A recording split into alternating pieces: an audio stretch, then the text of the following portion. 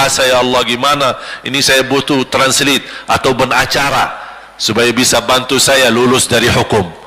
Tidak ada.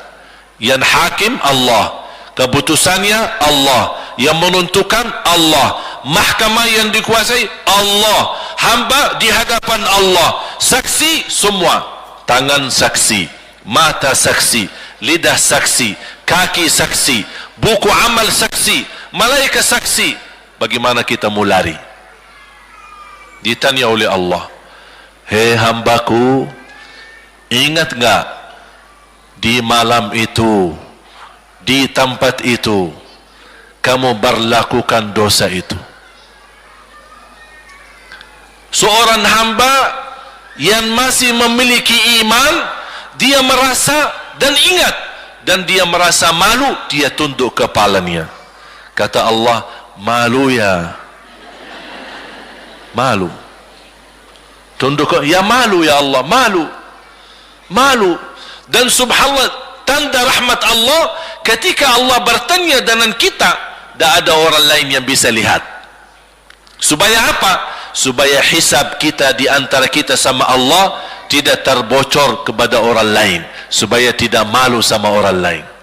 Allahu Akbar. Habis kita sudah raku diri, ya Allah saya ingat dan saya rasa salah dan saya malu. Apa kata Allah? Waktu itu kamu lakukan dosa itu, aku tutupi. Aku tutupi. Tak ada yang tahu.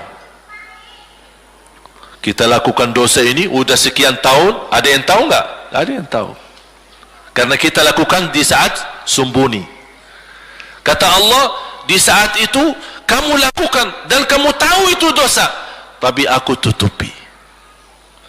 Supaya kamu jangan menjadi malu di depan keluarga atau di depan sahabat. Aku tutupi. Dan aku sekarang sudah menutupi dosamu di dunia, dan sekarang aku hapuskan dan ampuni dosamu di akhirat. Allahu Akbar. Disitulah terasa anugerah, ampunan Allah yang maha kuasa. Dan Allah di saat itu mampu menghukum kita. Dan kalau Allah menghukum kita, Allah tidak pernah menzalimi kita. Justru itu keadilan Allah. Tapi Allah tidak memperlakukan keadilannya, justru yang mendahulukan ampunan dan kasih sayangnya. Habis selesai hisab, harus semua tanpa kecuali liwati neraka jahannam di atas sirat. Sirat yang panjang, yang kejam seperti pedang, yang tipis sampai tidak bisa dilihat oleh mata. Katanya tipisnya seperti, subhanallah, imam bisa jalan di atas rambutnya. Kejam lagi, masuk di atas serat, terus jalan. Di saat itu ada doa yang ia melamatkan kita sampai menuju surga.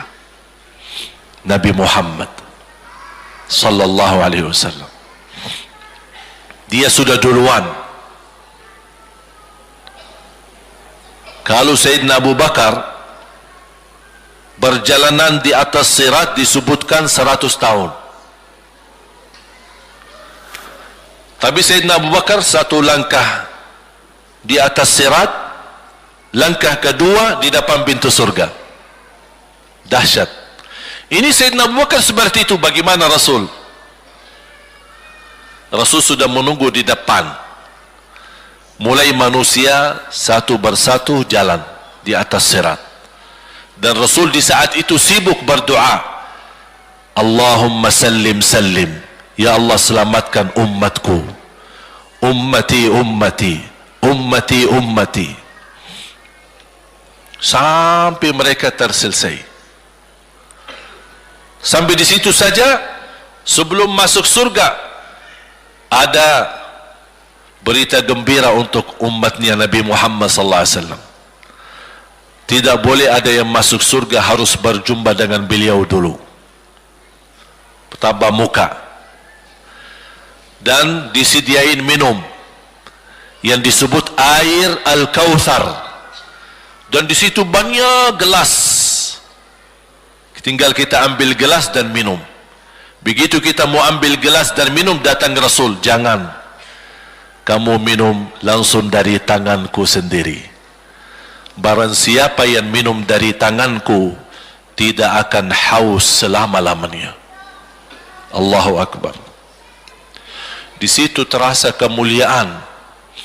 Begitu kebahagiaan kita bertemu dengan Nabi Muhammad dan bisa langsung minum dari tangan Nabi Muhammad sallallahu alaihi wasallam. Bukan hanya begitu saja, bahkan Nabi Muhammad memegang tangan kita, mengajak kita masuk 8 pintu surga. Ada 8 pintu. Rasul bersabda, 1 pintu luasnya seperti antara langit dan bumi. 1 pintu antara langit dan bumi luasnya. Dan kata Rasulullah, di saat itu akan manusia gesa-gesaan untuk masuk surga. Itu tanda apa? Banyak yang akan masuk. Mudah-mudahan kita terhitung dari yang banyak. Begitu ahli surga masuk, kira-kira Rasul berhenti? Ahli surga sudah masuk, sudah aman? Tidak. Rasul balik lagi, keluar dan menuju dari langkah sirat yang pertama, melihat ada enggak ternyata ada di antara umatnya yang tersisa yang dosanya terlalu banyak, gesa-gesaan di jalan, merangkak di jalan sampai jatuh di dalam neraka. Rasul mana mereka? Masuk ke neraka. Kata Allah subhanahu wa ta'ala melihat keadaan Nabi Muhammad SAW, apa yang dibutuhkan lagi?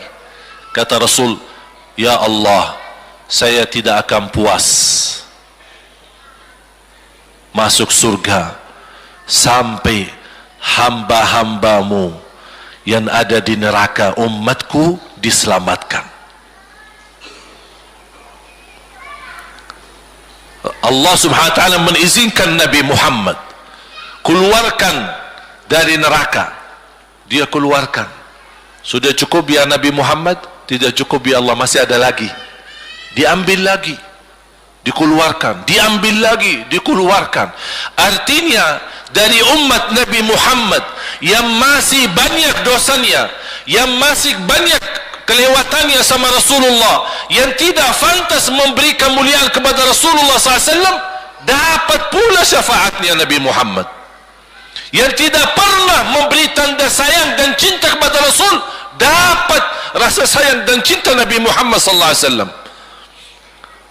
Sambil kata malaikat Jibril, demi Allah saya melihat Nabi Muhammad mengambil manusia dari neraka Jahannam, diselamatkan dari siksa dan membawa mereka ke surga. Kata malaikat Jibril, sambil aku kira tidak ada lagi yang tersisa di neraka Jahannam, saking banyaknya yang dikeluarkan oleh Rasul.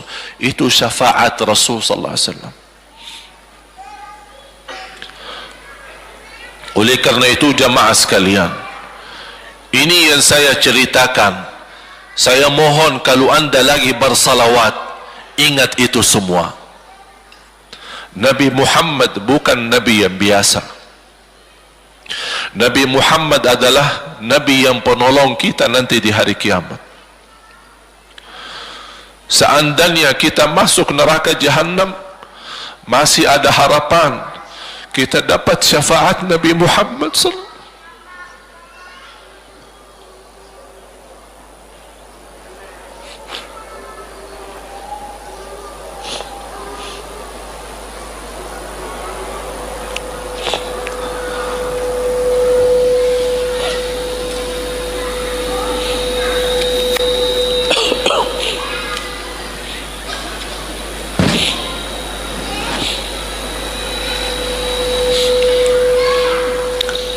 yang masuk neraka saja dapat syafaat Rasul.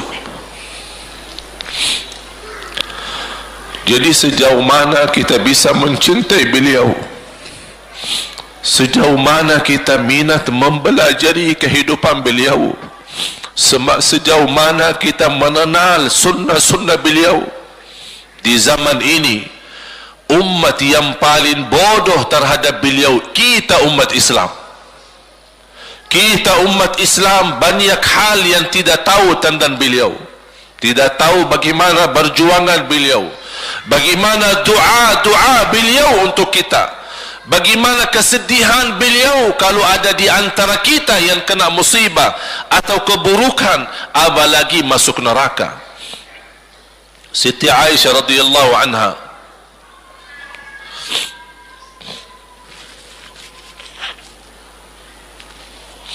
Siti Aisyah radhiyallahu anha pernah minta sama Rasul doa. Ya Rasulullah, tolong doakan saya. Rasul mendoakan, Allahumma ighfir li Aisyah ma taqaddama min dhanbiha wa ma ta'akhkhar, ma qaddamat wa ma akharat, wa ma asarrat wa ma a'lanat. Ya Allah, ampunilah dosa-dosa istriku Aisyah, dosa yang lama, dosa yang baru, dosa yang terang-terangan maupun dosa yang tersembunyi. Siti Aisyah mengaminkan doa Nabi Muhammad dan menangis dan bangga dan senang. Saking senangnya, saking bahagianya, dia tertawa sambil Rasul melihat Siti Aisyah.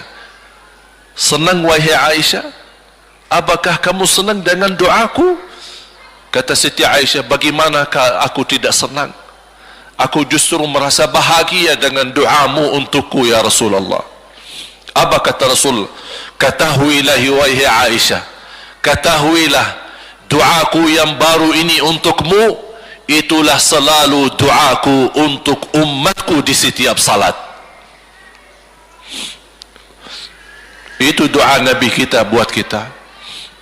Setiap beliau salat mendoakan kita, ya Allah, ampuni dosa umatku, dosa yang lama, dosa yang baru, dosa yang sembunyi, dosa yang terang-terangan. Setiap salat itu doa Nabi kita, Nabi Muhammad SAW, untuk kita semua.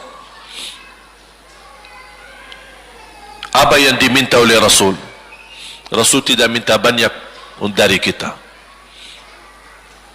Salah satu yang diminta oleh Rasul dan memohon, satu itu berbanyak, itu satu-satunya yang Rasul minta banyak.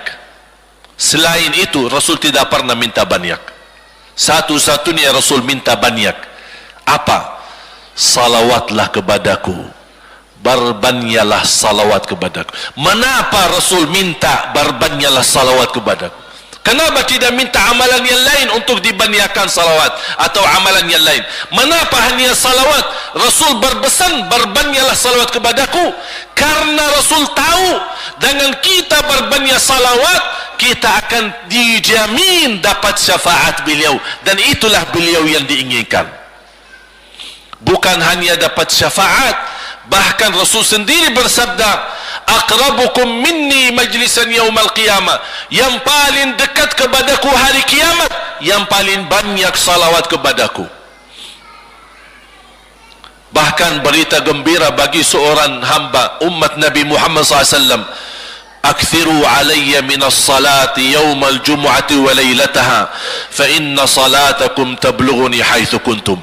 Ini keistimewaan khusus, kelebihan, amalan yang utama, bahkan yang terutama di hari Jumaat dan di malam Jumaat, fokus hanya bersalawat kepada Rasul. Mengapa? Karena Rasul yang berpesan, Rasul yang minta. Rasul berpesan, berbanyaklah salawat kepadaku malam Jumaat dan hari Jumaat. Mengapa ya Rasulullah khusus hari Jumaat dan malam Jumaat? Karena salawat kalian Allah sampaikan kepadaku. Kata guru saya, barang siapa yang ingin Rasul kenal dengan dia, berbanyaklah salawat kepada beliau, karena langsung nama kita akan sampai. Ya Rasulullah, ini salawat bapa dan ibu dari Bandung. Kan sampai. Ada riwayat, ada malaikat khusus tugasnya setiap kita bersalawat dibawa kepada Rasulullah sallallahu alaihi wasallam. Allahu akbar. Bahkan ada orang bertanya kepada guru saya, Syekh Muhammad Ibn Muhammad Ibn Mukhtar Asy-Syanqiti, dan beliau masih hidup.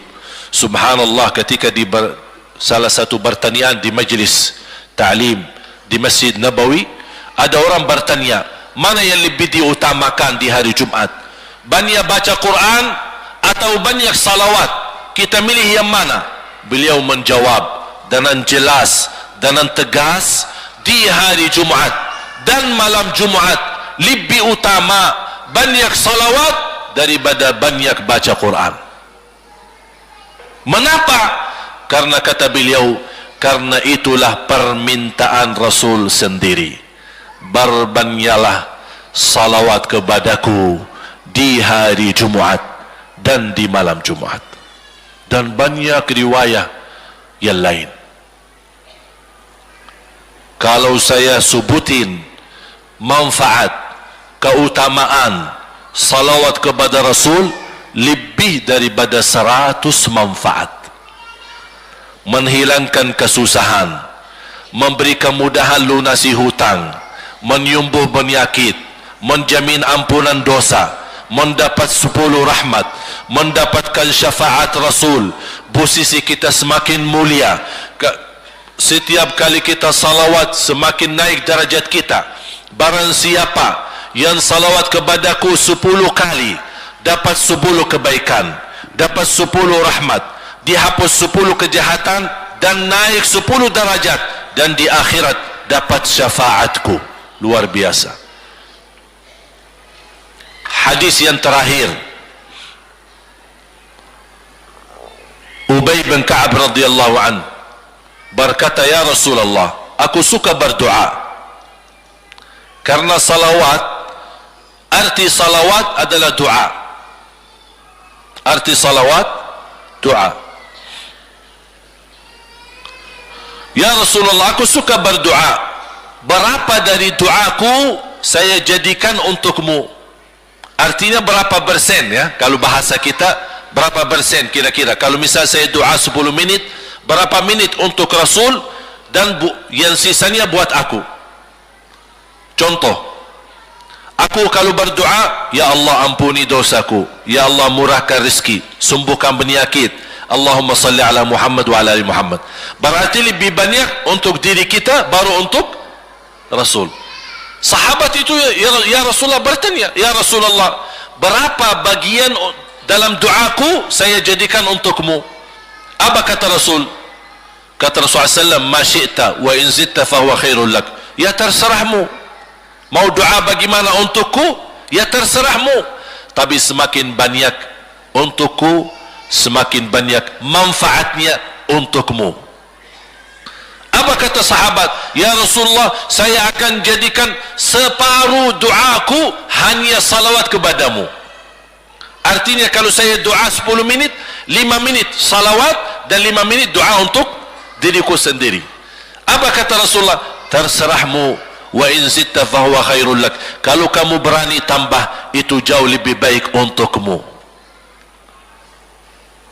Tawar menawar sama Rasulullah SAW, sampai di ujung hadis beliau berkata, ya Rasulullah, saya janji doaku semuanya untukmu. Artinya apa?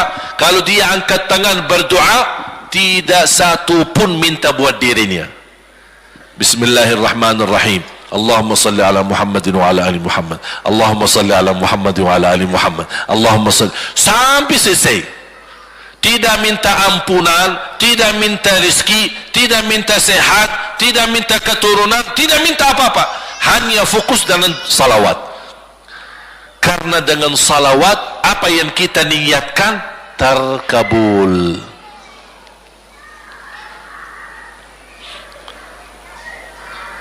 Saya dapat dari guru saya, Nanti saya akan ceritakan bagaimana cara berdoa. Kata sahabat, ya Rasulullah, saya akan jadikan doaku hanya salawat kepadamu. Apa jawab Rasulullah SAW? Idzan taf'al yukfa hammuk wa yughfaru dhanbuk wa tuqda hajatuk. Kalau kamu lakukan hanya doamu, hanya salawat kepadaku, akan dihilangkan segala kesusahan, diampuni segala dosa, dan dikabulkan segala hajat. Kata ulama, apa yang diharapkan oleh manusia? Hidup di dunia tambah susah dan hidup di akhirat tambah dosa. Betul? Itulah kita dapat dengan salawat kepada Nabi Muhammad SAW. Berdoa, ketika anda berdoa, contohnya seperti ini. Setiap anda berdoa, biasa mulai dalam bismillah dan memuji Allah Subhanahu wa taala. Cukup satu kata memuji Allah dalam segala pujian, alhamdulillahirabbil alamin. Segala puji bagi Allah. Ini mewakili semua pujian yang lain. Asmaul husna, segala sifat agung, segala kemuliaan diwakili oleh satu kata, alhamdulillahirabbil alamin. Kata sederhana, kata tidak terlalu panjang, tapi maknanya sangat luas. Oleh karena itu boleh diulangi berkali-kali, alhamdulillahirabbil alamin, alhamdulillah, sampai benar-benar merasa di hati. Karena ini ucapan mewakili segala pujian yang kita ingin sampaikan kepada Allah. Karena ada pujian yang kita ingat, ada pujian kata-kata yang kita tidak hafal, dan alhamdulillahirabbil alamin mewakili segala pujian kepada Allah Subhanahu wa taala. Kemudian bersalawat, Allahumma salli ala Muhammadin wa ala ali Muhammad kama sallaita ala Ibrahim wa ala ali Ibrahim innaka Hamidum Majid. Silakan doa, ya Allah ampunilah dosaku. Allahumma salli ala Muhammadin wa ala ali Muhammad. Ya Allah sembuhkan penyakitku. Allahumma salli ala Muhammadin wa ala ali Muhammad. Ya Allah berikan kepada aku anak yang salih salihah. Allahumma salli ala Muhammadin wa ala ali Muhammad. Jadi setiap langkah doa diawali dan diakhiri salawat. Faham? Subhanallah, wallahi dahsyat. Saya tidak bisa cerita apa lagi. Mau cerita apa lagi? Wallahi dahsyat. Saya tidak pernah istiqamah mengamalkan doa seperti ini. Alhamdulillah selalu terkabul. Bahkan nyata Allah kasih, udah selesai. Wallahi jamaah sekalian, salawat kepada Nabi Muhammad bukan budaya, bukan kebiasaan, tapi amalan yang sangat manfaat buat keselamatan kita, kebahagiaan kita di dunia maupun di akhirat. Bahkan keselamatan buat anak kita, salawat kepada Nabi Muhammad SAW. Terakhir, sekali lagi, ketika anda bersalawat, apa yang saya cerita tadi, tolong dihadirkan dalam fikiran. Siapa Nabi Muhammad itu? Nabi Muhammad penolong kita di hari kiamat. Nabi Muhammad yang membawa syafaat untuk kita. Nabi Muhammad yang menunggu kita di surga. Nabi Muhammad yang membela kita di saat kita berdiri di hadapan Allah. Nabi Muhammad yang akan membantu mendoakan kita saat jalan di atas sirat. Nabi Muhammad yang mendampingi kita nanti ketika kita minum dari air Al-Kautsar. Nabi Muhammad yang menemani kita masuk ke dalam surga. Nabi Muhammad yang tidak pernah lupa sama kita. Makanya ketika anda bersalawat dan membawa perasaan dan membawa penghayatan ini, insyaallah jemaah sekalian akan terasa, ya Allah ternyata indahnya salawat kepada Rasul. Karena sudah kontak di hati. Apalagi kalau anda begitu salawat dan salam, Rasul jawab. Rasul jawab kita. Waalaikumsalam ibu. Tapi cuma kita tidak dengar. Dia dengar salawat kita, dia dengar salam kita, tapi kita tidak mendengar jawab beliau. Allahu Akbar. Wallahi kalau bisa kita rasakan, wallahi ibu bapa akan sendiri menangis tanpa merasa. Sendiri, kok tiba-tiba nangis? Kok tiba-tiba kok tidak bisa tahan diri? Karena Nabi Muhammad itulah yang semestinya sudah menguasai hati kita, sudah ada di hati kita, sudah mempenuhi rasa cinta di dalam hati kita. Makanya kata Rasulullah, tidak sempurna iman seorang sampai dia mencintaiku lebih dari ibunya, lebih dari bapaknya, lebih dari anaknya, lebih dari hartanya, bahkan lebih dari dirinya sendiri. Baru sempurna imannya. Bagaimana kita bisa mencapai kesempurnaan iman seperti ini? InsyaAllah dengan bersalawat, dengan membawa perasaan, membawa kehadiran cerita-cerita yang sama-sama kita belajari, baru akan terasa di dalam hati posisi Nabi Muhammad akan semakin besar, semakin mulia di hati kita. InsyaAllah semakin mulia di hati kita, InsyaAllah akan semakin semangat beribadah, semakin semangat mendekati, semakin semangat mempelajari, dan semakin InsyaAllah menjadi baik di mata Allah dan InsyaAllah baik di mata manusia. Amin ya Rabbal Alamin.